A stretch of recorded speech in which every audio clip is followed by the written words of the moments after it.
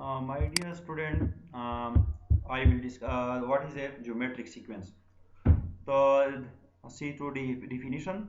A sequence is a very in which every term after the first is obtained from the preceding term by multiply it with a constant number is called geometric sequence or geometric progression या GP. तो अब देखिए इसमें हमारे पास first term है और इसका proceeding term ये है। ये प्रोसीडिंग टर्म किस तरह क्रिएट किया गया है? Multiply by some constant r. और फिर इसका नेक्स्ट प्रोसीडिंग टर्म अब देखिए इसमें multiply by r r square, यानी वन आर यहाँ से वन आर यहाँ से, तो आर स्क्वायर इस फर्स्ट टर्म के साथ, तो हमारे पास क्या आ जाता है? Third term of the sequence.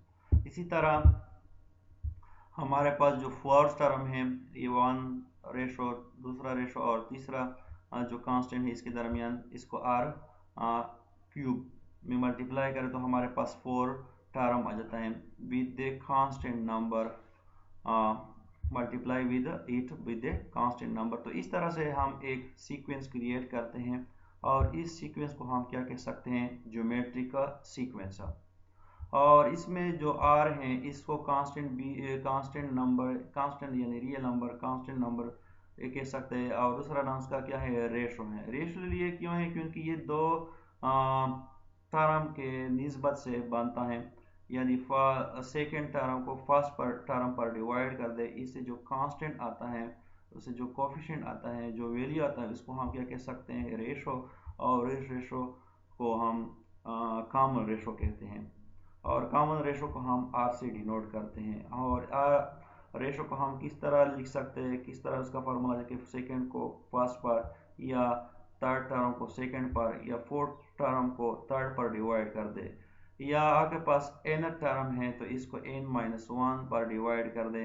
तो इस तरह उसके रेशो होते हैं। लेकिन ज़रूरी ये है कि ये सारे इसका जो वैल्यू है दो कंसेक्यूटिव टर्म कि धन जो निस्बत आप फाइंड करते हो वो क्या होना चाहिए? सेम होना चाहिए। उसके वैल्यू क्या होना चाहिए? सेम होना चाहिए, यानी आर हो। जिस तरह ये सीक्वेंस है, अगर हम इस चीज सीक्वेंस का हम according to that formula ratio find कर दे, 2 डिवाइड बाई 1 कर दो, फिर भी 2 आता है। 4 यहाँ पर 3 लगा दे, 4 टर्म और 2 यहाँ टर्म डिवाइड कर तो फिर भी इसे 2 आता है। यहाँ पर हमारे पास क्या है?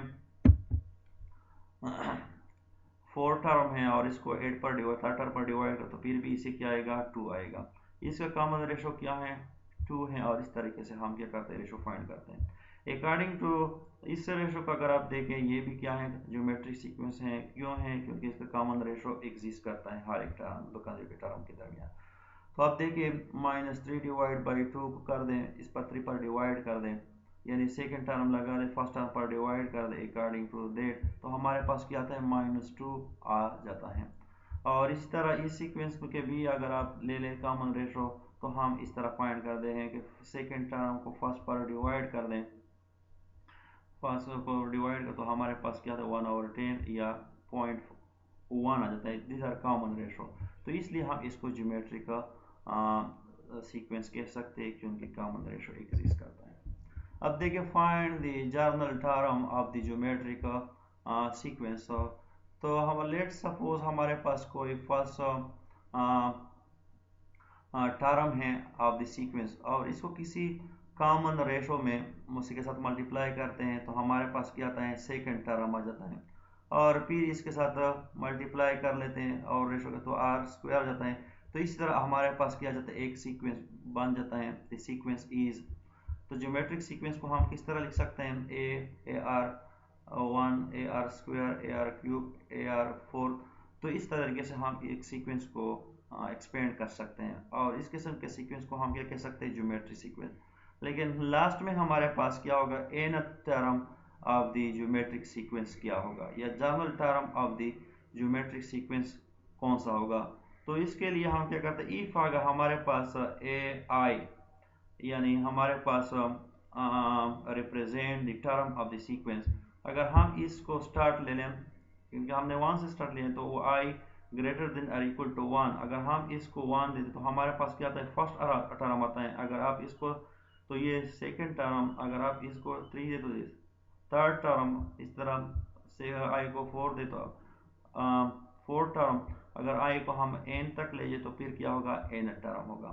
तो इसको हमने क्या लिखना है, a1 को हम किस तरह लिख सकते हैं, a1 का वैल्यू हमारे पास क्या है a1, और इसको हम इस तरह भी एक्सपेंड कर सकते हैं, इसी a को a हो r माइनस 1, तो क्योंकि r को 0 कर दें तो r 0 से क्या आता है 1 आता है, तो ये आता है, तो इस तरह हम इसको लिख सकते हैं। a2 को देखें, a2 का सेकंड टर्म क्या है ar, यहाँ पर क्या है 1 है। तो अब देखिए अकॉर्डिंग टू अगर हम इसको इस तरह भी लिख सकते हैं ar2 माइनस 1, अगर आप इस 2 से माइनस 1 को सब्ट्रैक्ट कर फिर वही r आ जाएगा, r1 आ जाता है, तो ये और ये आपस में क्या है इक्वल है।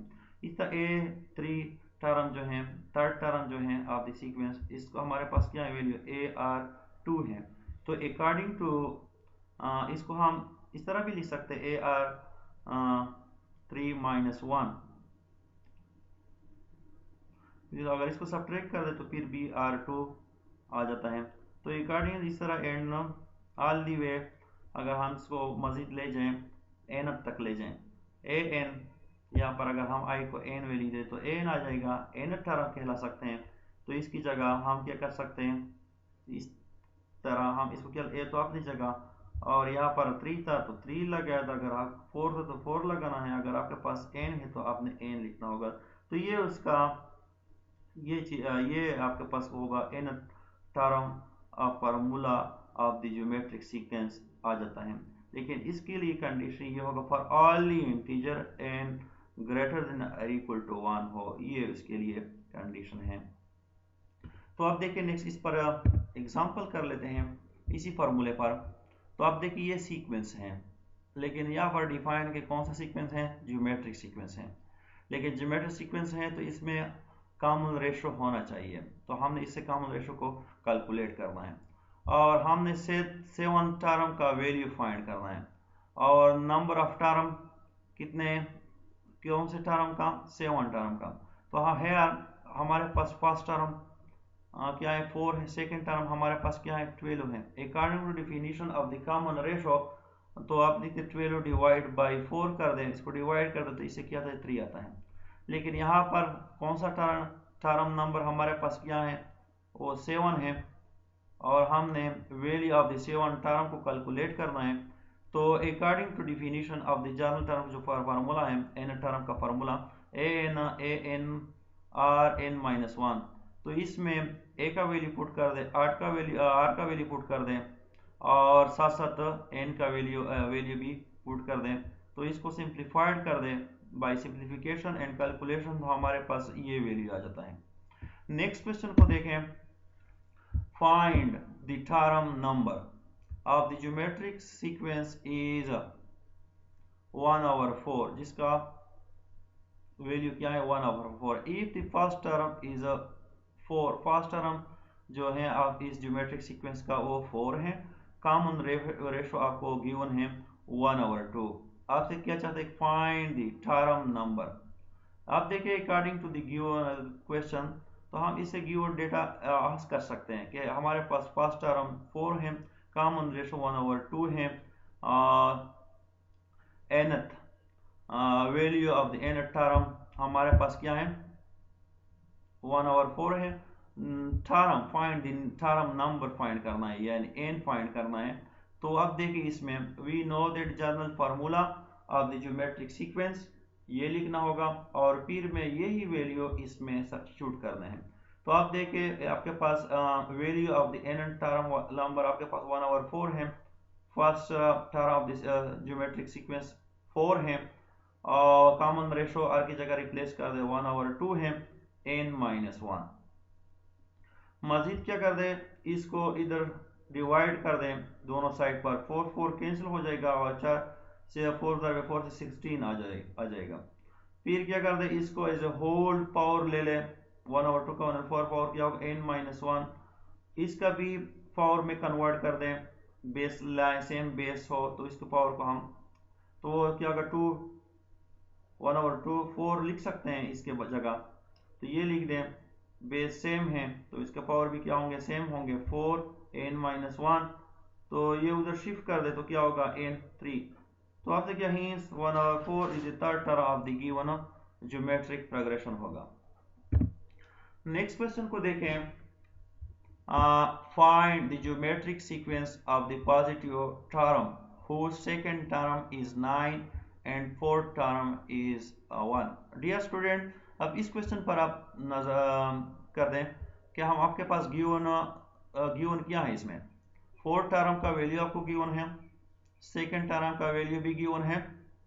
आपसे क्या चाहते हैं कि find geometric sequence of the positive terms, ये आपसे चाहते हैं। तो आप देखिए, according to let a be the first term, r be the common ratio of the geometric sequence. तो हमारे पास जनरल फार्मूला, हमारे पास ए फर्स्ट टर्म भी नहीं है और कॉमन रेशियो भी नहीं है, तो इसको हमने फाइंड करना है, ये आर और एक पहले फाइंड करना है। तो we know that the general form of the term of the geometric sequence, general formula आपके पास क्या है, ए आर एन माइनस 1 है। तो according to definition the given data, तो हमारे पास ये कौन सा टर्म है, सेकेंड टर्म। सेकेंड टर्म को हम किस तरह लिख सकते हैं, ए आर 2 माइनस 1, और इसका वैल्यू पुट कर दे, 9 लगा दे इसकी जगह और इसको सिंप्लीफाइड कर दो, तो इक्वेशन 1 आ जाता है। इसी तरह ए फोर्थ का वैल्यू आपके पास क्या है, 1 पुट कर दे, यहाँ पर n की जगह क्या लगा दे, 4 लगा दे, इसको सिंप्लीफाइड कर तो a3 आ जाता है। तो आप क्या कर दे, डिवाइडिंग 2 बाई 1 कर दें, और इस तरीके से आपके पास क्या होगा, ये और ये a और a कैंसिल हो जाएगा, 1 और इसके साथ क्या होगा, r2 आ जाता है। और यहाँ पर a4 का वैल्यू आपके पास क्या है, 1 है, a2 का वैल्यू क्या है, 9 है। तो r स्क्वायर 1/9, फिर इसका taking square on the both side ले लें, तो आपके पास r रह जाए 1/3, और नेगेटिव साइन इग्नोर कर लेते हैं कि उनके टर्म है, रेशो है, तो रेशो पॉजिटिव होता है। तो अब देखिए 1/3, अब इस वैल्यू को किसी भी इक्वेशन में 1/2 में क्या कर दें, सब्स्टिट्यूट कर दें, हाँ, इनटू वी गेट 2 में पुट कर दें, तो इसको, ये आपके पास इक्वेशन 2 है, इस इक्वेशन में हम पुट कर दें, ए का वैल्यू हमने फाइंड करना है, तो आर की जगह आप क्या कर दें, 1/3 पुट कर दें, और इसका क्यूब ले लें, और क्यूब लेने से आपके पास क्या होगा, 1/27 आ जाएगा, और मजीद इसको क्रॉस मल्टीप्लीकेशन कर दें, तो हमारे पास क्या आ जाएगा, a इज इक्वल टू 27, और हींस ज्योमेट्रिक सीक्वेंस इज, तो हमारे पास ज्योमेट्रिक सीक्वेंस इस तरह आ जाता है कि फर्स्ट टर्म तो हमारे पास 27 आ गया। आप इस 27 को किस चीज़ में ज़रब दे दो कि हमारे पास क्या आ जाए, 1/3 में ज़रब दे, कॉमन रेशो में, तो हमारे पास सेकेंड टर्म आ जाता है, तो 1/3 ज़रब से 27, तो 3 को ज़रब तक डिवाइड कर दो, 9 3 27 आ जाता है। आप क्या करते हैं, नेक्स्ट टर्म थर्ड टर्म को करना है, तो 9 को 1/3 में जाए तो थर्ड टर्म आ जाता है, और फिर फोर्थ टर्म आपने कैलकुलेट करना है, इस थर्ड टर्म को आर कॉमन रेशो में जाए तो आपके पास 1 आ जाता है। इस तरीके से आप मजीद टर्म भी कैलकुलेट कर सकते हैं, और इस तरह से आप क्या फाइंड कर सकते हैं, फाइंड ज्योमेट्रिक सीक्वेंस। तो इस तरीके से आप क्या कर सकते हैं, ज्योमेट्रिक सीक्वेंस। इस क्वेश्चन में डियर स्टूडेंट, इस क्वेश्चन में हमारे पास ना कॉमन रेशो था और ना फर्स्ट टर्म था, तो ये हमने कैलकुलेट कर दिए, और जो हमें गिवन था उसमें फोर्थ टर्म का वैल्यू गिवन था और सेकेंड टर्म का वैल्यू गिवन था, तो हमने जनरल फार्मूला अप्लाई करके इससे ये वैल्यू फाइंड करा और बाद में हमने सीक्वेंस क्रिएट किया। Thank you.